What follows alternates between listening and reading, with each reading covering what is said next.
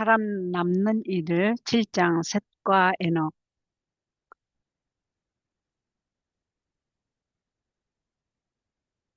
셋은 존귀한 인물이었으며 의를 행하는 일에 아벨의 자리를 채울 사람이었다.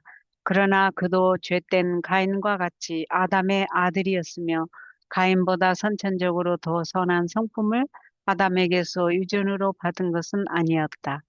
셋은 죄 가운데 출생하였지만 하나님 은혜로 말미암아 그에 붙인 아담의 신실한 교훈을 따름으로써 그는 그분의 뜻을 행함으로써 하나님을 영화롭게 하였다. 셋은 패역한 가인의 후손과의 교제를 끊고 아벨이 살아 있었다면 행했을 일, 즉 죄인들의 마음을 돌이켜 하나님을 존경하고 순종하게 하려고 노력하였다. 에녹은 거룩한 사람이었다. 그는 전심으로 하나님을 섬겼다.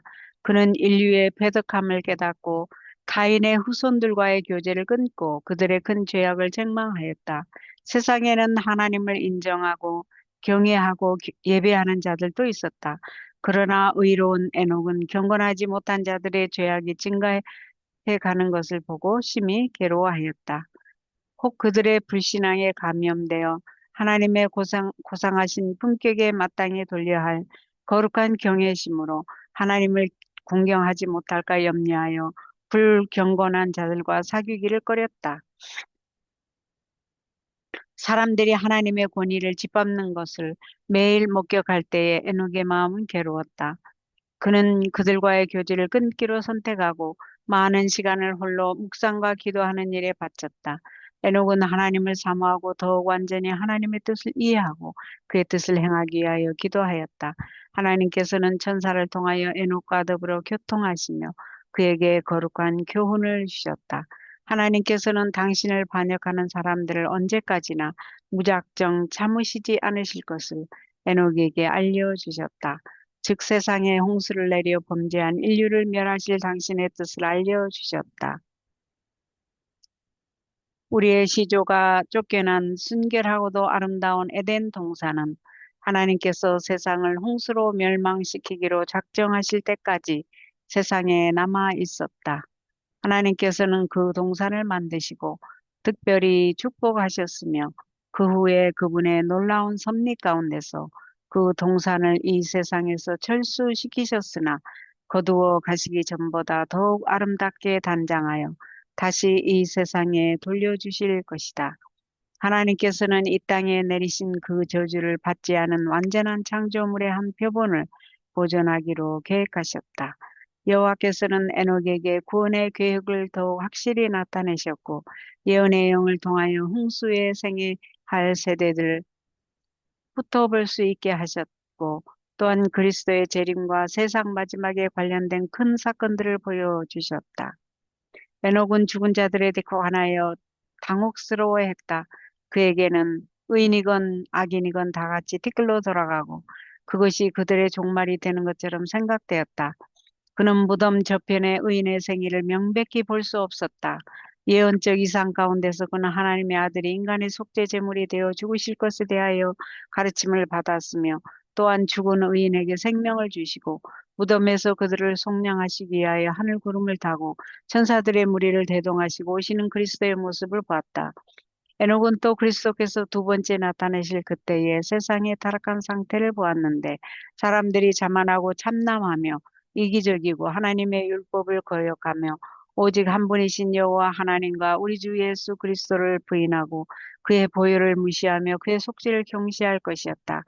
에녹은 악인들이 주님에게서 분리되어 불에 소멸되는 동안 의인들이 영광과 존귀로 관시움을 받는 것을 보았다. 에녹은 하나님께서 예언의 영을 통하여 자기에게 나타내신 모든 것을 사람들에게 충실하게 알려주었다. 어떤 이들은 그의 말을 듣고 죄악에서 돌이켜 하나님을 경외하고 경배하였다.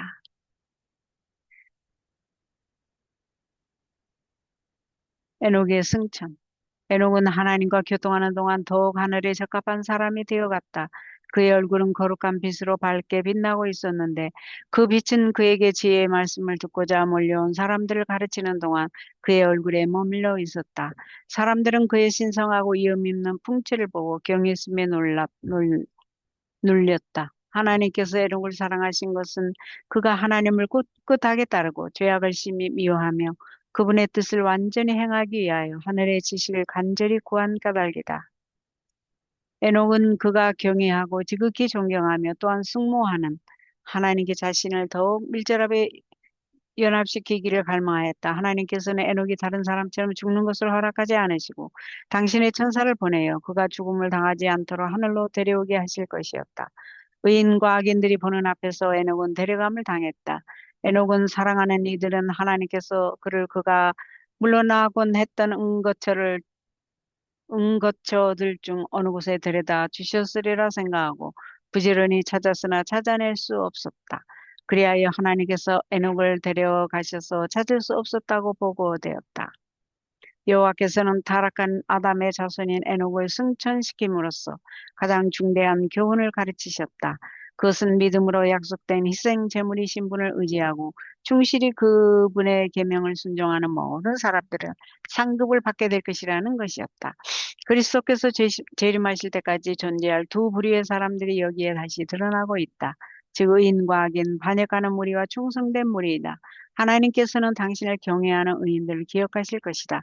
그의 사랑하시는 아들의 연고로 그들을 귀히 여기시고 영예롭게 하시며 또한 영생을 주실 것이다. 그러나 그분께서는 그분의 권위를 짓밟는 악인들을 세상에서 끊어 없애시고 멸망시키실 것이며 그들은 세상에 존재하지 않았던 것처럼 될 것이다. 아담이 완전한 행복의 상태에 있다가 비참한 죄악의 상태로 타락한 이후에 사람들이 낙담하여 말하기를 온 인류에게 큰 저주가 내리고 사망이 우리 모두의 몫일진데 여호와 앞에 그 명령을 지키며 슬프게 행하는 것이 무엇이가리요.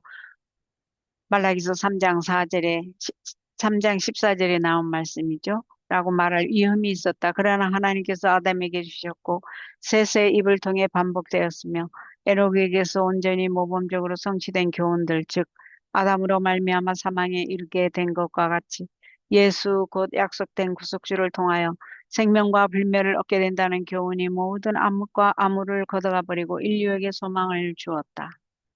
의기소침해 있던 진실한 사람들은 에녹의 이 경험을 통하여 비록 저희가 창조주 하나님을 공연히 대담하게 반역하는 범죄자들 가운데서 살지라도 주께 순종하고 약속된 구속주를 믿으며 진실한 에녹처럼 의를 행할 수 있고 하나님께 간합되어 마침내 주님의 거룩한 보좌에까지 높임을 받을 수 있다는 것을 깨닫게 되었다. 세속에서 떠나 기도와 하나님으로 더불어 영적으로 교제하는 일에 많은 시간을 바쳤던 에녹은 발세의 세상과 분리되어 살 하나님의 충성된 백성을 대표하는 것이다. 불의가 땅에 가공할 만큼 편만하게 될 것이다. 사람들은 그들의 부패한 마음에서 나오는 여러 가지 상상을 따르며 기반적인 철학을 실행에 옮기고 높으신 하늘의 권위에 반기를 들 것이다. 하나님의 백성들은 주위의 불의한 행습을 떠날 것이며 그분의 거룩한 형상이 그들 속에 반영될 때까지 마음의 순결을 유지하고 생각의 순결을 주님의 뜻에 순응하기 위하여 노력할 것이다. 그들은 에녹과 같이 승천하기에 적합한 사람이 되어갈 것이다. 그들은 세상 사람을 가르치며 경고하기 위해 힘쓰는 할편 불신자들의 정신에 행습을 좇지 않고 거룩한 담화와 경건한 모본의 생애로 그들을 책망할 것이다. 홍수로 세상에 멸망당하기 직전에 에녹이 승천한 것은 불로 인해 세상에 멸망당하기 전에 땅에서 의인들을 하늘로 데려가실 것을 예표한다. 하나님의 의로우신 계명을 충실히 순종하기 때문에 그들을 미워하던 자들 앞에서 성도들은 영화롭게 될 것이다.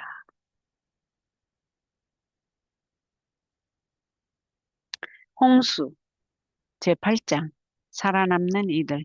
셋의 후손은 하나님의 아들들로 불리었고 가인의 후손은 사람의 아들들로 불리었다.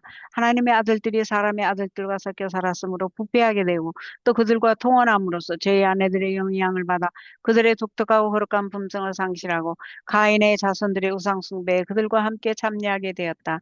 많은 사람들이 하나님을 경외하는 마음을 버리고 하나님의 계명을 짓밟았다. 그러나 그런 중에도 의를 행하고 창조주를 두려워하고 공경하는 사람들이 몇 있었다. 노아와 그의 가족이 바로 그 소수의 의인들 가운데 포함되어 있었다.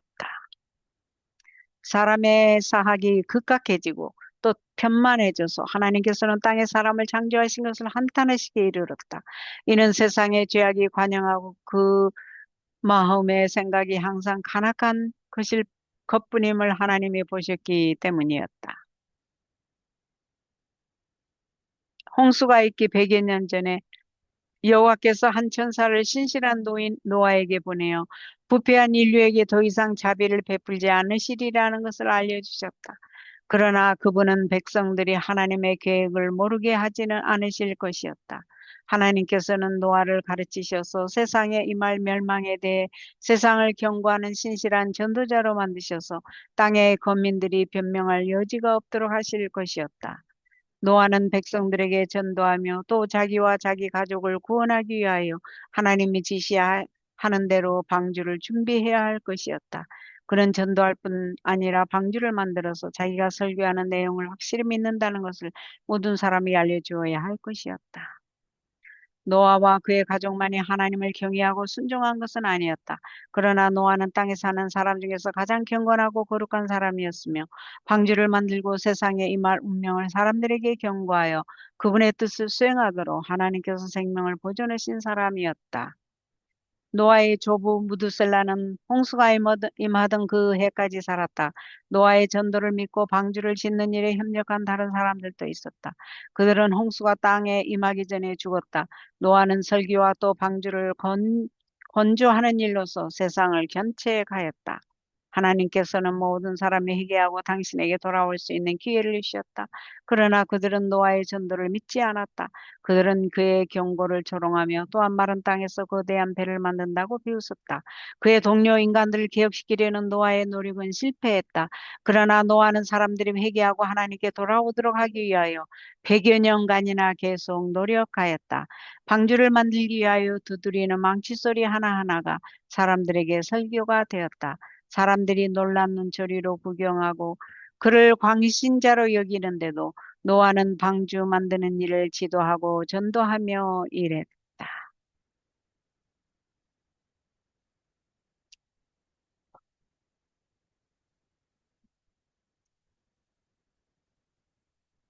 방주를 지음.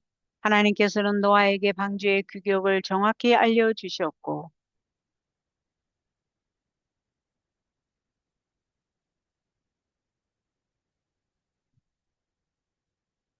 모든 구조에 관하여도 명백히 지시해 주셨다. 방주는 여러 면에서 벼라기보다는 집과 같이 만들어졌는데 바닥이 물 위에 들 수 있는 배처럼 되어 있었다.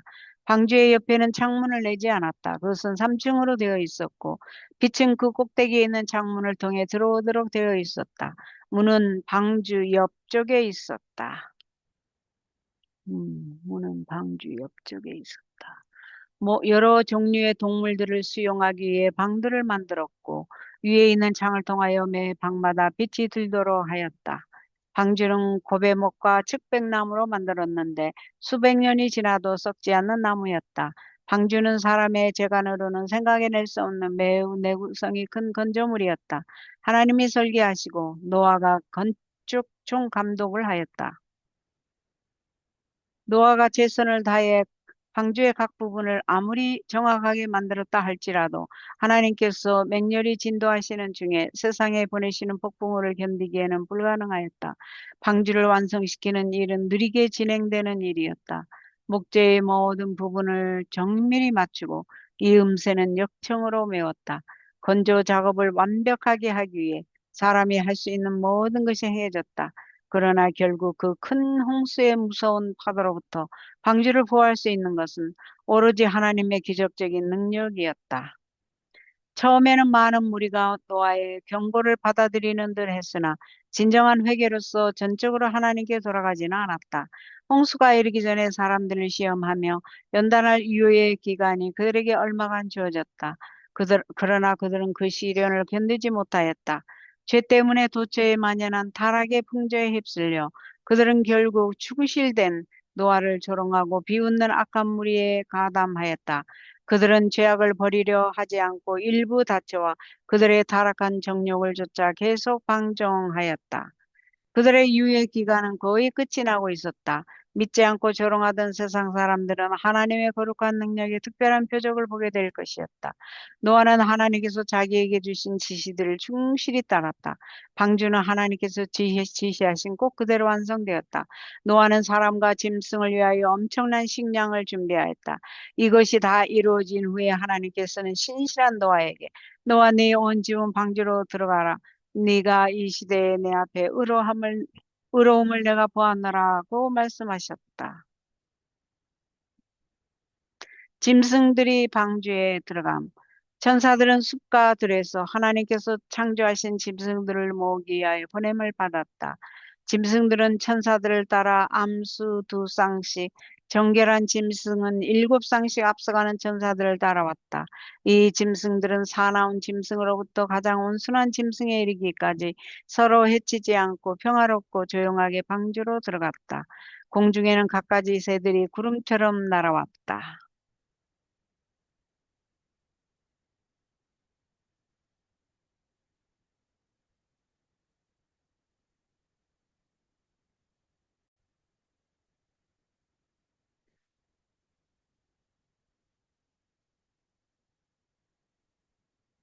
공중에는 갖가지 새들이 구름처럼 날아왔다. 새들도 암수 두 쌍씩 날아왔는데 정결한 것은 일곱 쌍씩 날아왔다. 사람들은 이 광경을 놀란 눈으로 바라보았다. 또 더러는 두려움으로 바라보았다. 그러나 그들의 마음이 반역의 정신으로 너무도 완고해졌기 때문에 하나님의 권능이 이같이 매우 현저하게 나타났는데도 그들에겐 순간적인 영향밖에 끼치지 못했다. 이 짐승들은 7일 동안 걸쳐 방주로 들어갔는데 노아는 그들을 위하여 예비된 장소에 각각 배치하였다. 이제 멸망당할 운명을 눈앞에 두고 있는 사람들은 찬란하게 빛나는 태양과 또 그의 에덴의 아름다움을 그대로 지니고 있는 땅을 바라보며 소란스런 활락으로 마음에 일고 있는 공포심을 몰아냈으며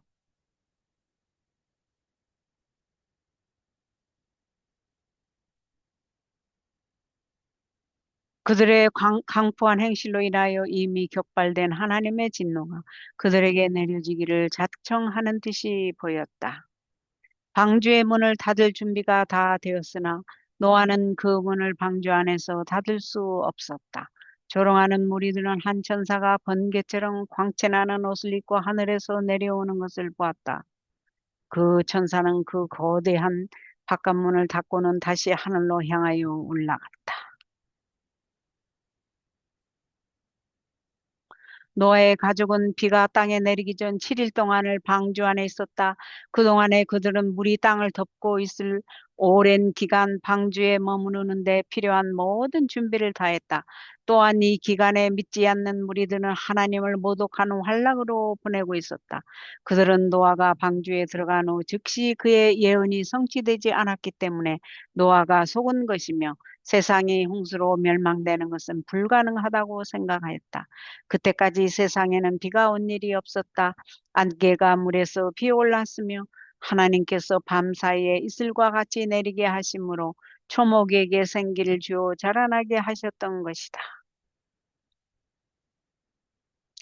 짐승들이 살림과 들을 떠나 방주에 들어가는 이 기이한 현상과 하나님의 천사가 찬란한 옷을 입고 두려운 위험 가운데 하늘에서 내려와 방주의 문을 닫는 모습을 통해 하나님의 능력을 보았으면서도 사람들은 그들의 마음을 강팍하게 하였고 하나님의 권능의 현저한 현현을 조롱하였다. 폭풍우가 밀어닥침. 그러나 8일째가 되자 하늘은 검게 흐려졌다. 우르렁거리는 우레소리와 번쩍이는 번개불은 사람과 짐승들의 간담을 서늘하게 하였다. 공중의 구름에서 비가 쏟아졌다. 비 오는 것은 이전에 도무지 본 적이 없는 어떤 것이었으며 그들은 공포에 질려 숨이 막혔다. 짐승들은 놀라 이리저리 날뛰며 그들의 시끄러운 부르짖음은 그들 자신과 인류의 운명을 슬퍼하는 것처럼 보였다. 폭풍에 폭풍우의 위세가 점점 더 커져서 마침내는 물이 큰 폭포들처럼 하늘에서 쏟아져 내리는 것처럼 보였다. 강의 방축은 터져 물이 골짜기로 몰려들었다. 또한 큰 기품의 샘들이 터졌다. 묘사하기가 불가할 정도로 세찬 물줄기가 땅에서 솟구쳤으며 거대한 바위들을 공중으로 수백 척이나 던져 올렸다. 그 돌들은 떨어져 땅속 깊숙이 처박혔다.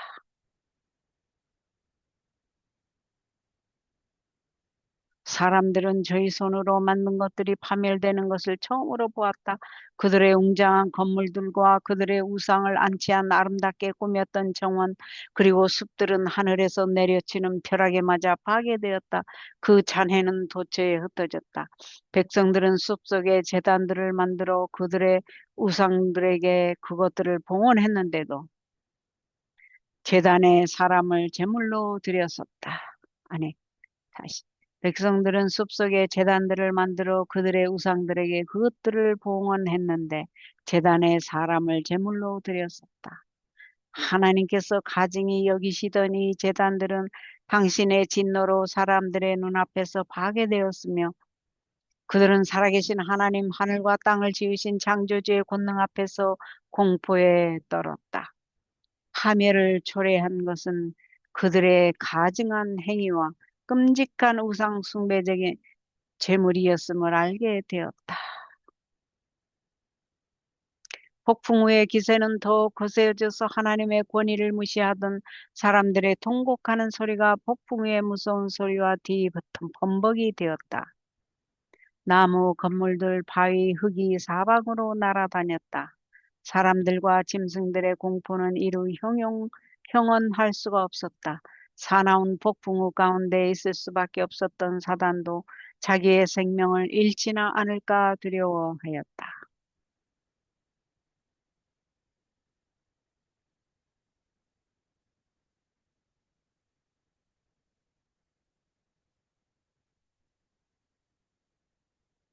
사단은 강력한 족속을 지배하기를 기뻐하였으며 또한 그들이 가증한 일을 행하여 하늘에 계신 하나님께 반역을 증진시키면서 살기를 원하였다.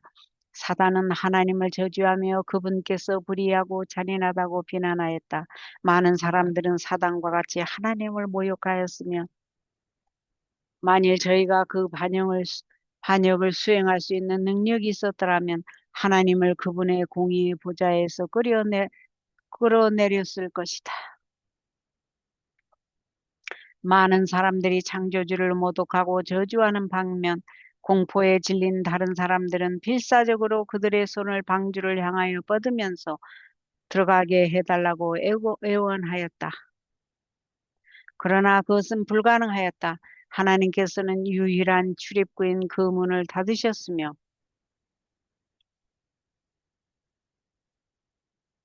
노아는 방주 안에 불경건한 사람들은 밖에 있게 하셨다.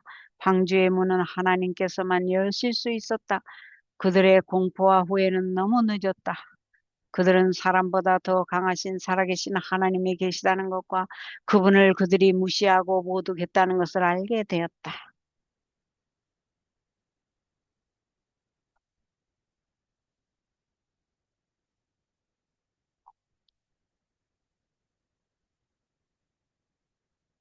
저희는 하나님을 열렬히 불렀으나 그분의 귀는 그들의 소리를 듣기에 열려 있지 아니하였다. 어떤 사람들은 필사적으로 방주를 깨뜨리고 들어가려 했지만 견고하게 만들어진 방주는 어떤 노력에도 끄덕이 없었다. 어떤 사람들은 방주에 매달렸다가 사나운 물결에 휩쓸려 떠내려 가버리기도 하고 사방으로 날아다니는 바위나 판나무에 의해 방주를 잡았던 손을 놓쳐버렸다.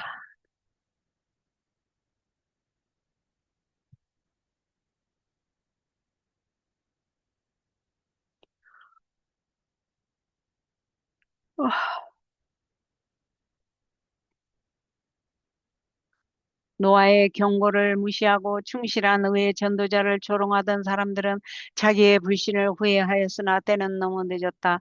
방주는 심하게 흔들거리고 요동을 쳤다. 방주 안의 짐승들은 어찌나 무서웠던지 별별 소리를 다 질렀다.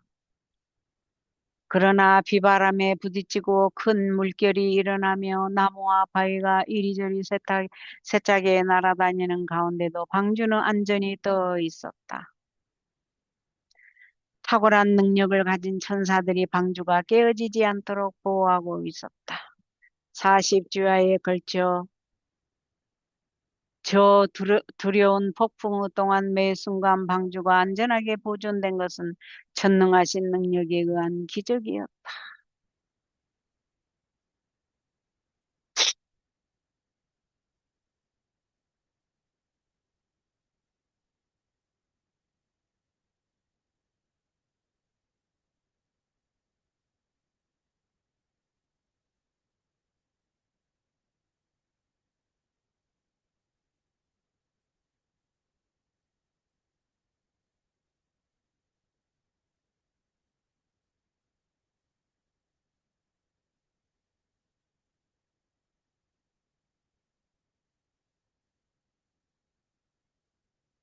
폭풍을 만난 짐승들은 사람들에게 도움을 기대하는 듯이 사람들이 모인 곳으로 달려갔다.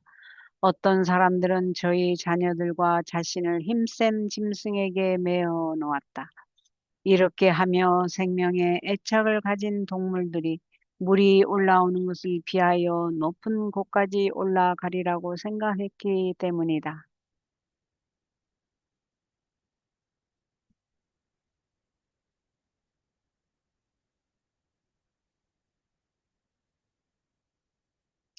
폭풍의 기세는 조금도 꺾이지 않았다. 물은 처음보다 더욱 빠른 속도로 불어났다. 어떤 사람들은 땅의 가장 높은 지점에 있는 나무에 자신을 단단히 붙들어 매었으나 그 나무들은 뿌리째 뽑혀 공중으로 사납게 날아갔는데 마치 성나서 세차게 내던진 것처럼 보였다. 그것들은 돌과 흙과 함께 불어오르는 흉흉한 물결 속에 내 동댕이 젖었다. 제일 높은 꼭대기에 올라간 사람과 짐승들은 힘 닿는 데까지 버텨보라고 애를 썼으나 마침내 꼭대기까지 차 올라온 그 물속에 한꺼번에 휩쓸려 들어갔다. 드디어 물은 그 가장 높은 곳까지 덮치고 사람과 짐승은 함께 홍수의 물로 멸망되었다.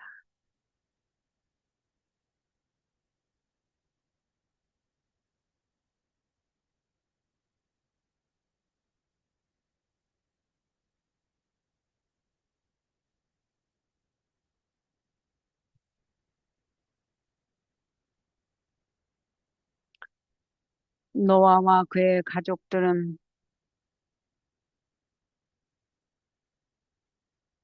간절한 마음으로 물이 줄기를 기다렸다. 노아는 다시 육지에 나아가고 싶었다.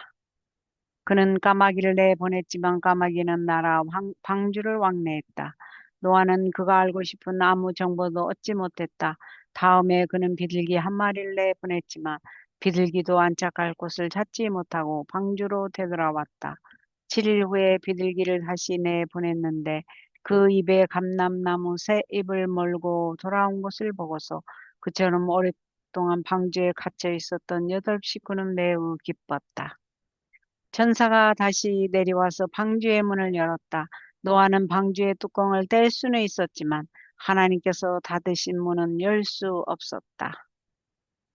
하나님께서는 문을 열어준 천사를 통하여 노아에게 그의 가족이 방주에서 나오고 또 모든 동물들도 나오게 하라고 말씀하셨다.